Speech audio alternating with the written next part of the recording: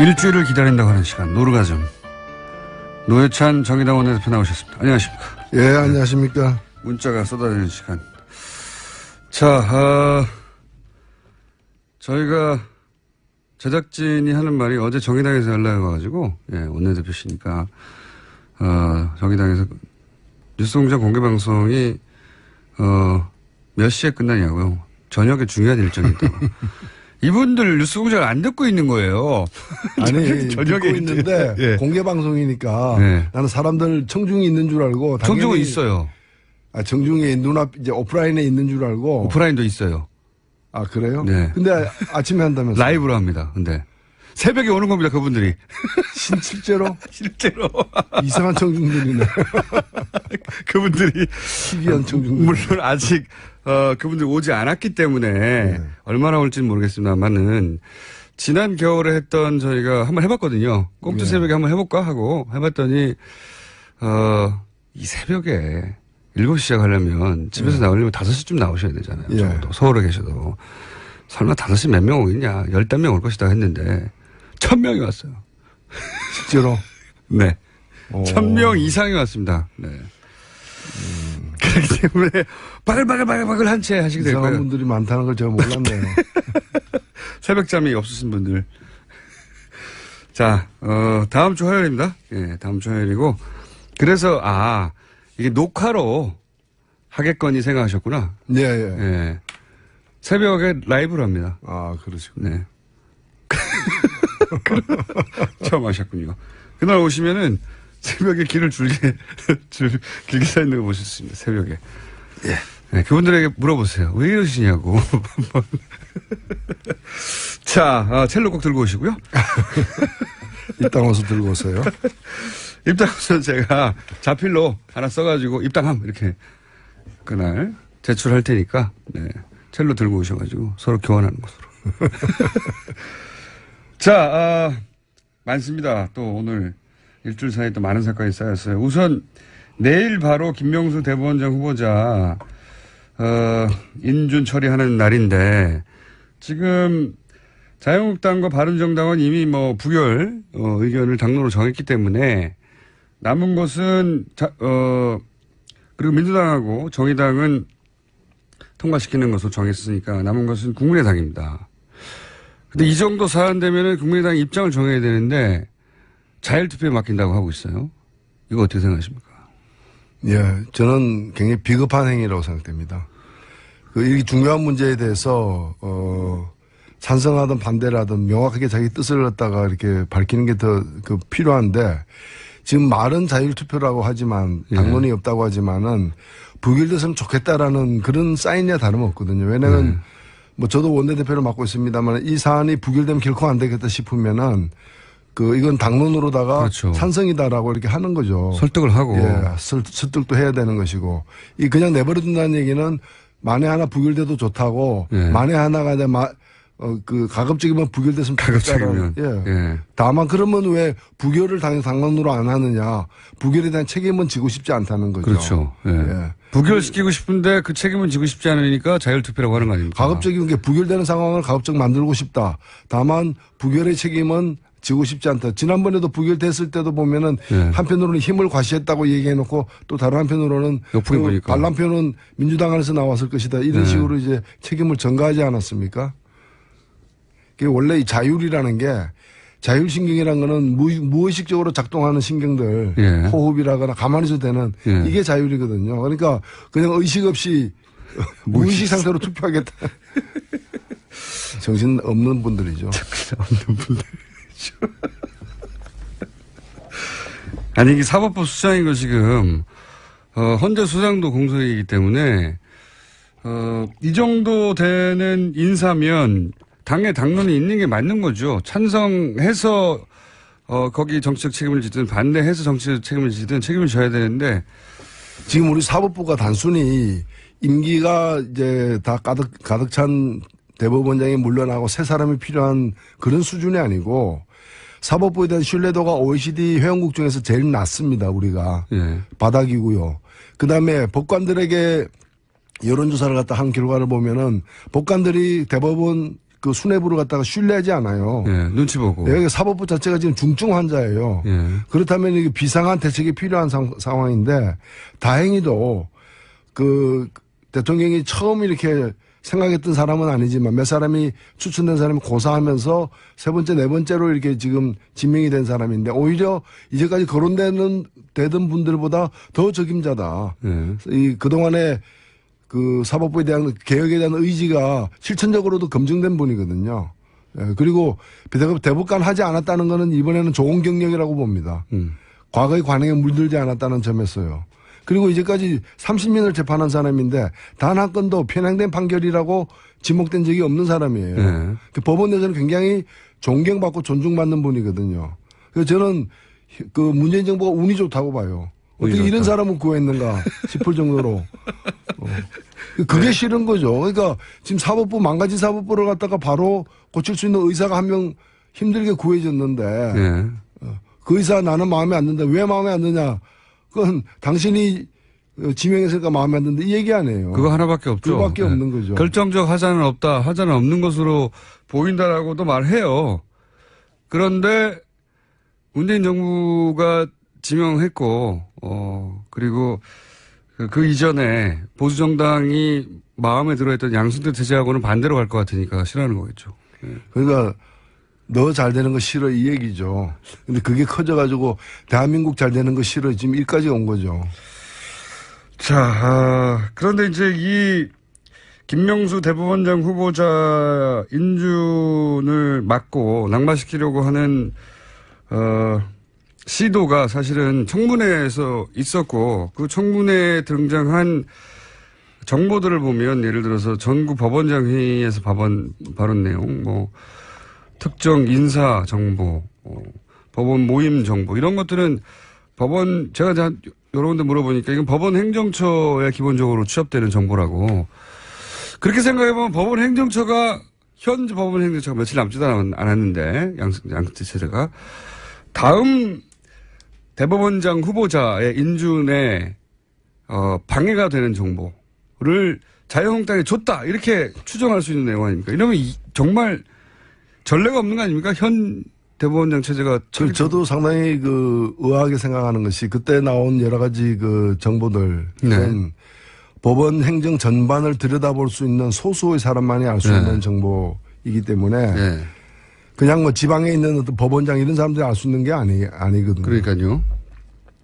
그래서 그것이 왜 어떻게 나왔는가에 대해서는 저는 조사가 필요한 대목이라고 봅니다. 지금 조사하다가 덮어버린 그 사법부 블랙리스트. 네네. 판사들에 대한 블랙리스트가 지금 그 컴퓨터 안에 들어가 있는데도 그 컴퓨터가 업무용으로 쓰고 있다는 이유로다가. 말도 안 되는 거죠. 대법원 컴퓨터가 한 대입니까? 업무용 필요하다면 내 것도 빌려줄 수 있어요.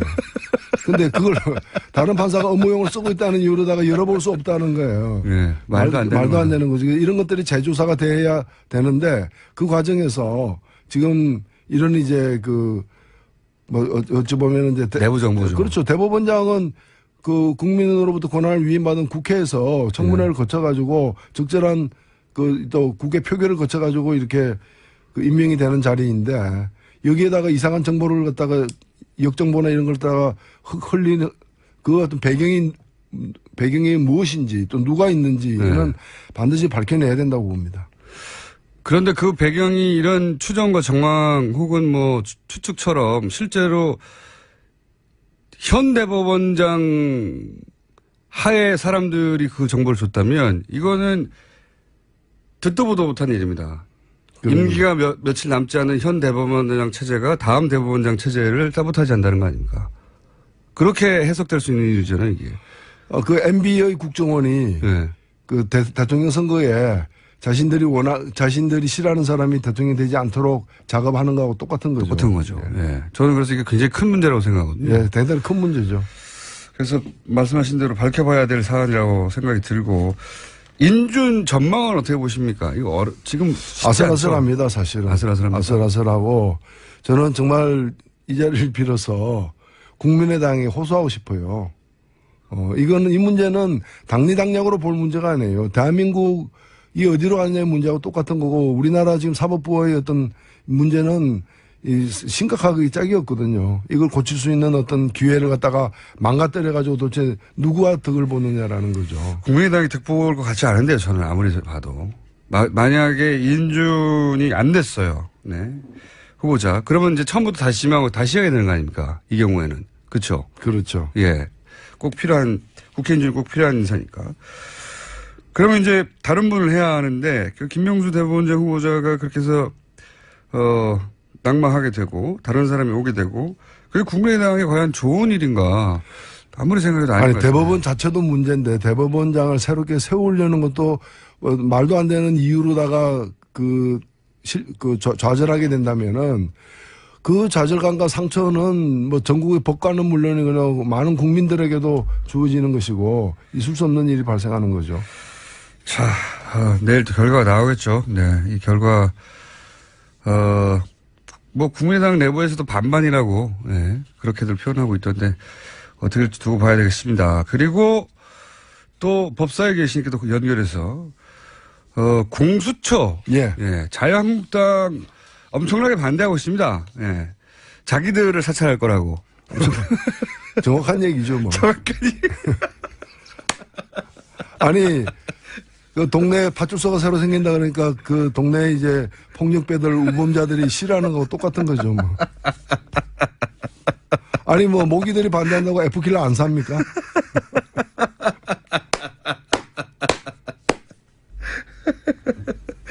예. 말로 디스하는 것은 제가 보기에는, 다른 애경지에 오르셨기 때문에. 모기들이 반대한다고. F킬러를 안 삽니까? 공수처가 먼저 간단하게 설명해 주시고 왜 필요한지도 잠깐. 네, 고위공직자 범죄 수사처인데요.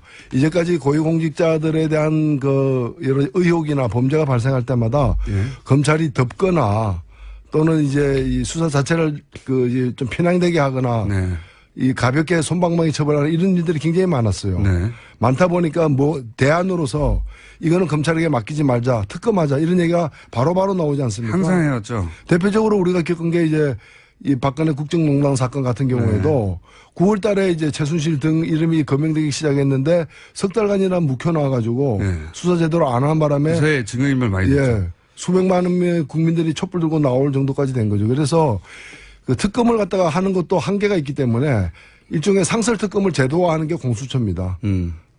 그래서 현재의 일반 검찰과 별도로 고위공직자들만 수사하는 대통령 친인척과 대통령과 그 친인척과 국회의원 장성급 장성급 장교들 그다음에 판사 검사 다 포함됩니다. 네. 그러니까 그동안은 유전무죄 아니라 권력이 있으면 유권무죄가 됐던 사람들 유권무죄가 됐던 그런 권력층들을 갖다가 별도로 제대로 수사하게 하는 검사가 비리를 저지르면 검사가 수사해야 되는데 자기들끼리 봐주는 거 아니냐 이런 얘기 많이 나왔지 않습니까? 그렇죠.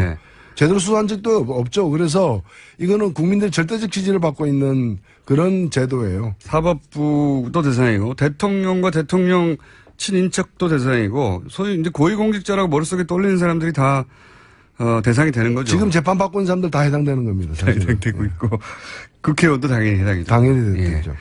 그러다 보니까 자유한국당은 이 공수처가 사찰 기구가 될 것이다라고 얘기를 해요. 예.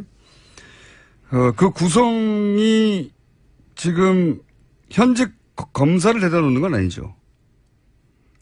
그 공수처의 구성이요. 예, 공수처 구성은 현직 검사들이 되는 거죠. 수사는 검사들이 하는데 이게 제가 이 공수처 구성을 내가 못 봤는데 구성이 검사로만 이루어집니까? 아니면 변호사들로만 이루어집니까? 아니면 그건 다 검사들로만 이루어지는 건 아니고요. 검사를 주요하게 주된 구성원으로 하되 다만 일반 검찰로부터 독립되는 것이고 그다음에 이제 3년 이후 공수처 그만둔 3년 이후에는 돌아가지 못하게 돼 있는 것이고 그렇게 돼 있습니다. 김관진 최근에 전 국방위 장관 전 안보실장 이름이 자꾸 거론됩니다.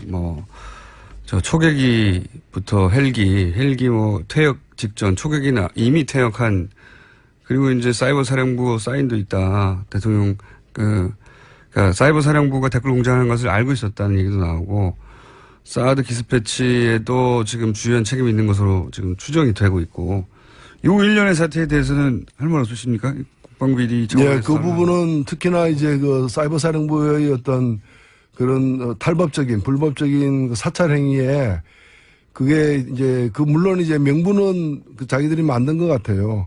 그게 이제 대통령 예. 그 최고 존엄을 갖다가 보위하기 위해서 예. 군의 어떤 군이 국가안보 차원에서 예. 그 군 병력을 동원해 가지고 이제 사찰하도록 하는데 사인을 했다는 거 아닙니까? 네. 근데 이 행위 자체는 아무리 뭐 그런 식으로 위장한다 하더라도 탈법이고 불법적인 행위가 분명하기 때문에 그 지휘 책임 네. 을 반드시 물어야 된다고 생각됩니다. 국방비리 부분은 어떠세요? 초계 그 부분은 뭐 헬기와. 지금 이제 여러 의혹들이 제기되고 있습니다. 이 부분은 방산 비리 차원에서 네. 우리 국민들이 가장 이제 좀 분노하는 게 이 대목이거든요. 늘 안보 얘기하면서 안보 가지고 사실은 뒷돈 빼먹는 어떤 그런 불법적 거래를 했다는 거 아닙니까? 네. 그래서 오히려 안보를 망가뜨린 당사자들이 그 사람들인 것이고 그래서 이 부분은 좀 철저한 수사가 필요하다고 봅니다. 최근에 블랙리스트 막 터져 나오지 않습니까? 네. 그리고 피해자들 이름이 구체적으로 특정됐고 그래서 그 대상들이 이제 이명박 전 대통령을 고소고발의 대상을 삼고 있어요. 이명박 전 대통령 쪽에서는 이게 정치적 보복이라고 하고 있고. 블랙리스트가 정치적 보복이죠. 정치적 보복을 수사하는 걸 정치적 보복이라고 하면 안 되죠. 맞습니다. 네. 이명박 전 대통령이 이거 가지고 이게 이제 법률가들이 전망할 수 없는 부분인데 사실은 법적으로만 진행될 것 같지는 않으니까. 박원순 제안문건. 예, 제안문건. 예, 그 경우 보면은 뭐 박원순 시장도 그렇게 얘기했습니다만은 이게 그냥 일개 국정원장이 그냥 자기가 판단해가지고 자기가 알아서 그런 어떤 국정원의 활동을 갖다가 그 특정 정치인을 갖다가 이렇게 완전히 망가뜨리는 방향으로 몰고 가기 힘들거든요. 이거는 뭐 어찌 보면은 지시를 했을 가능성이 크고 지시가 없다 하더라도 당연히 이걸 자랑 삼아서 보고했을 가능성은 더 크다고 보여지기 때문에 물론 아직까지 그 구체적 물증이 나온 건 아닙니다. 네. 그래서 이거는 수사를 더 해봐야 된다고 생각합니다. 그래서 이명박 전 대통령이 소환될 가능성이 있다고 보십니까?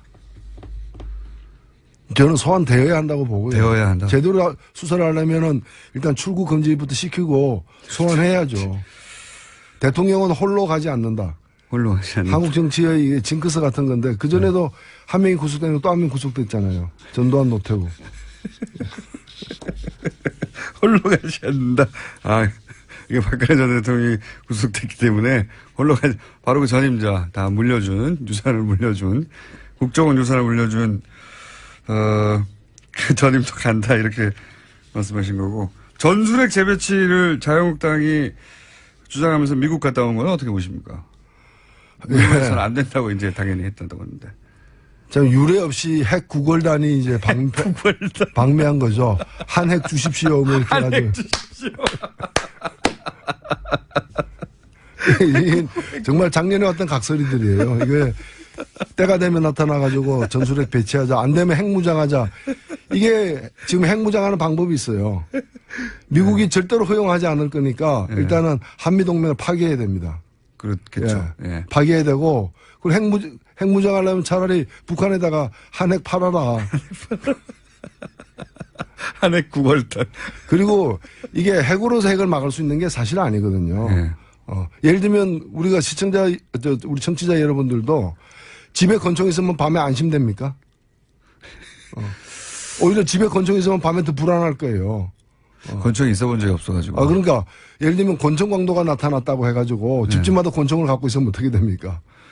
옆집이 권총을 들고 우리 집으로 쳐들어오지 않을까 생각도 되겠죠. 지금 우리가 핵을 갖게 되면은 네.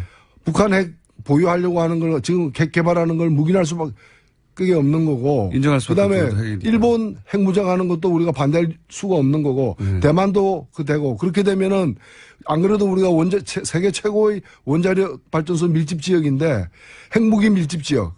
전 세계적인 핵무기 밀집 지역. 골목마다 핵이 있는 핵 사이를 누비면서 살아가야 되는 그 위험천만한 상황이죠. 그러니까 전 세계 특히 동아시아 핵무장의 이제 중심이 되겠죠. 그런 요인을 제공한. 그리고 실제로 이제 뭐 군사적인 측면에서도, 예, 동해에서 쏘나, 강원도 땅에서 쏘나, 뭐가 차이가 있느냐 이런 얘기도 많고요. 예. 있어 봐도 결국 버튼을 우리가 누릴 수도 없는데 무슨 차이가 있냐는 얘기도 있고.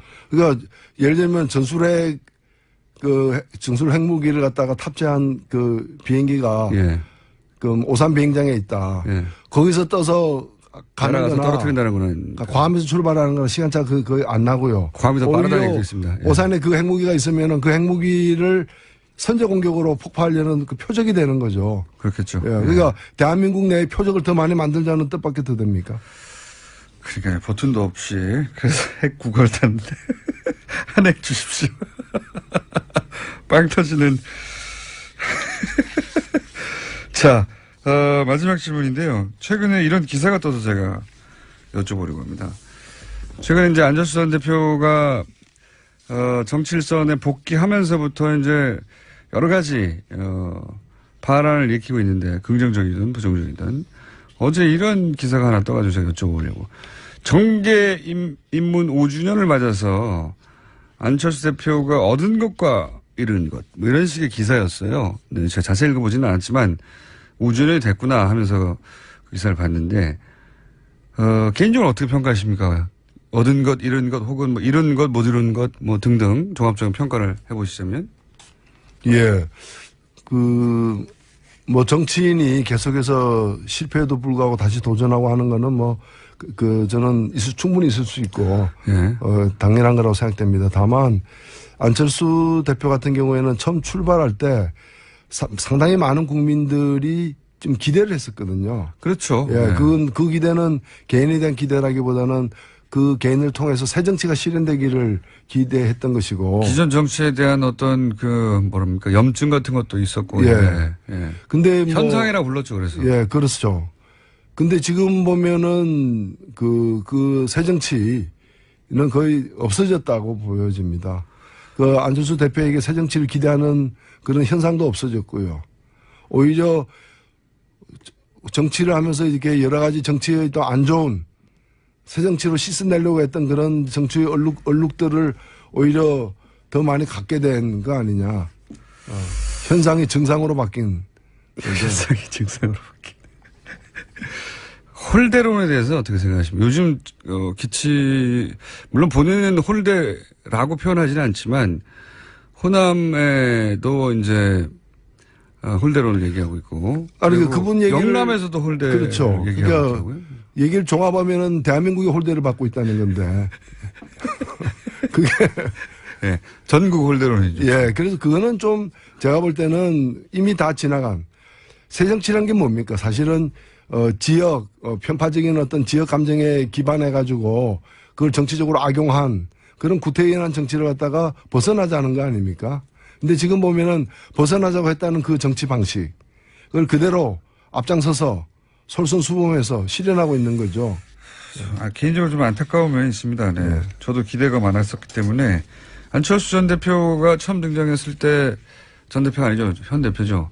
안철수 대표가 처음 등장했을 때 현상이라고 불릴 정도의 지지율 광풍도 있었고 사실 박원순 서울시장 탄생에도 크게 기여했고요. 예. 기여한 바가 많은데 최근 그러니까 5년째 지금 기준으로 보자면 그런 생각도 저는 듭니다. 최근 대선을 계속 혼자 치르고 있는 듯한 느낌? 대선이 끝나지 않은 건가 아닌가 이분 머릿속에는 계속 대결 구도 선상에서 달려가더라고요. 평행선을. 저는 그런 인상을 좀 받았습니다. 아, 대선이 안 끝났구나. 저분에게는. 그렇죠. 예. 끝없는 대선. 지금 대선 기간이 아닌데도 불구하고.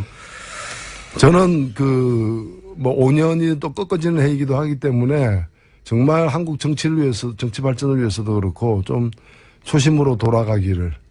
예. 지금 어떤 새 정치 흔적도 발견하기 힘든 상황인데 왜 이 길에 들어섰는가 또 이 길에 처음 들어섰을 때 가졌던 포부 이런 것들이 많이 이렇게 탈색하고 훼손되고 증발해버린 느낌이에요. 그거는 많은 사람들이 그렇게 보고 있기 때문에 겸허하게 그런 평가를 받아들이고 좀 초심으로 돌아가기를 바랍니다.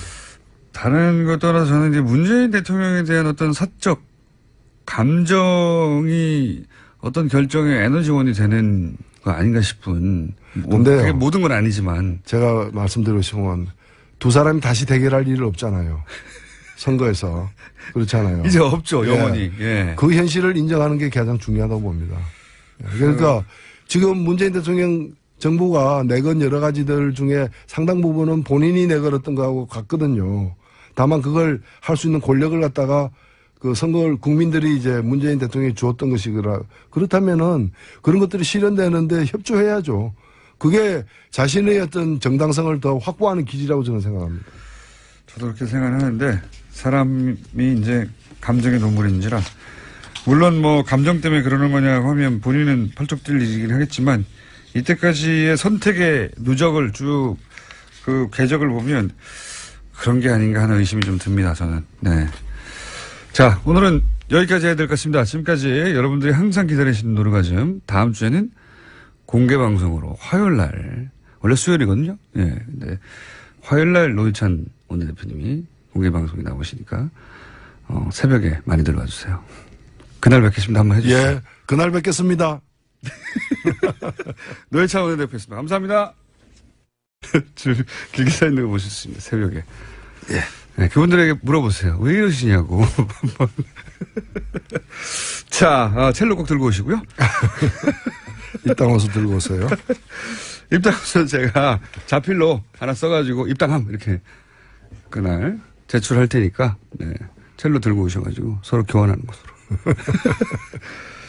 자, 많습니다. 또 오늘 일주일 사이에 또 많은 사건이 쌓였어요. 우선 내일 바로 김명수 대법원장 후보자 인준 처리하는 날인데 지금 자유한국당과 바른정당은 이미 뭐 부결 의견을 당론으로 정했기 때문에 남은 것은 그리고 민주당하고 정의당은 통과시키는 것으로 정했으니까 남은 것은 국민의당입니다. 근데 이 정도 사안 되면은 국민의당 입장을 정해야 되는데 자율투표에 맡긴다고 하고 있어요. 이거 어떻게 생각하십니까? 예, 저는 굉장히 비겁한 행위라고 생각됩니다. 이 중요한 문제에 대해서 찬성하든 반대라든 명확하게 자기 뜻을 갖다가 이렇게 밝히는 게 더 필요한데 지금 말은 자율투표라고 하지만 당론이 없다고 하지만은 부결됐으면 좋겠다라는 그런 사인이야 다름없거든요. 왜냐하면 뭐 저도 원내대표를 맡고 있습니다만 이 사안이 부결되면 결코 안 되겠다 싶으면은 이건 당론으로다가 그렇죠. 찬성이다라고 이렇게 하는 거죠. 설득을 하고. 예, 설득도 해야 되는 것이고. 이 그냥 내버려둔다는 얘기는 만에 하나 부결돼도 좋다고 예. 만에 하나가 가급적이면 부결됐으면 가급적이면. 예. 예. 다만 그러면 왜 부결을 당론으로 안 하느냐. 부결에 대한 책임은 지고 싶지 않다는 거죠. 그렇죠. 예. 예. 부결시키고 싶은데 그 책임은 지고 싶지 않으니까 자율투표라고 하는 거 아닙니까? 가급적이면 게 부결되는 상황을 가급적 만들고 싶다.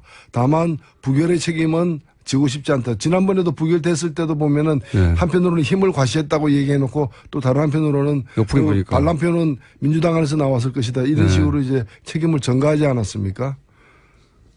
원래 이 자율이라는 게 자율신경이라는 거는 무의식적으로 작동하는 신경들 호흡이라거나 가만히 있어도 되는 이게 자율이거든요. 그러니까 그냥 의식 없이 무의식 상태로 투표하겠다. 정신 없는 분들이죠. 정신 없는 분들.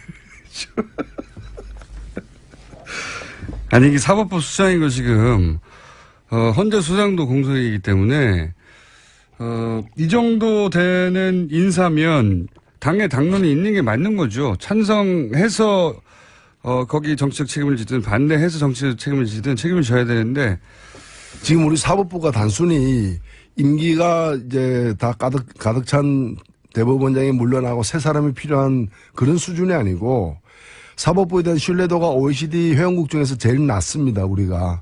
바닥이고요. 그다음에 법관들에게 여론조사를 갖다 한 결과를 보면은 법관들이 대법원 수뇌부를 갖다가 신뢰하지 않아요. 눈치 보고. 여기 사법부 자체가 지금 중증 환자예요. 그렇다면 이게 비상한 대책이 필요한 상황인데 다행히도 대통령이 처음 이렇게 생각했던 사람은 아니지만 몇 사람이 추천된 사람이 고사하면서 세 번째, 네 번째로 이렇게 지금 지명이 된 사람인데 오히려 이제까지 거론되던 분들보다 더 적임자다. 그동안에 사법부에 대한 개혁에 대한 의지가 실천적으로도 검증된 분이거든요. 예, 그리고 대법관 하지 않았다는 거는 이번에는 좋은 경력이라고 봅니다. 과거의 관행에 물들지 않았다는 점에서요. 그리고 이제까지 30년을 재판한 사람인데 단 한 건도 편향된 판결이라고 지목된 적이 없는 사람이에요. 네. 그 법원 내에서는 굉장히 존경받고 존중받는 분이거든요. 그래서 저는 그 문재인 정부가 운이 좋다고 봐요. 어떻게 좋다. 이런 사람을 구했는가 싶을 정도로. 그게 싫은 거죠. 그러니까 지금 사법부 망가진 사법부를 갖다가 바로 고칠 수 있는 의사가 한 명 힘들게 구해졌는데 네. 그 의사 나는 마음에 안 든다. 왜 마음에 안 드냐. 그건 당신이 지명했으니까 마음에 안 든다. 이 얘기 아니에요. 그거 하나밖에 없죠. 그거밖에 네. 없는 거죠. 결정적 하자는 없다. 하자는 없는 것으로 보인다라고도 말해요. 그런데 문재인 정부가 지명했고, 그리고 그 이전에 보수정당이 마음에 들어했던 양승태 대제하고는 반대로 갈 것 같으니까 싫어하는 거겠죠. 네. 그러니까 너 잘 되는 거 싫어 이 얘기죠. 근데 그게 커져가지고 대한민국 잘 되는 거 싫어 지금 일까지 온 거죠.